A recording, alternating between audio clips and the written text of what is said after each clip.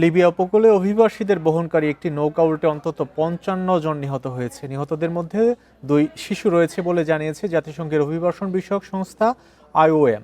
নৌকায় মাত্র ২ জন নারী যাত্রী বেঁচে আছে। তারা নাইজেরিয়ার নাগরিক। লিবিয়ার কোস্টগার্ড তাদের উদ্ধার করেছে। IOM বলছে নৌকাটিতে আফ্রিকার বিভিন্ন দেশের অভিবাসী ও শরণার্থীরাও ছিলেন। শুক্রবার লিবিয়া উপকূলে শহর আল জাওয়াই থেকে যাত্রা শুরুর ৬ ঘন্টা পর নৌকাটিতে পানি ঢোকে এবং এটি ডুবে যায়। IOM এর তথ্য অনুসারে এবছর এখন পর্যন্ত লিবিয়া থেকে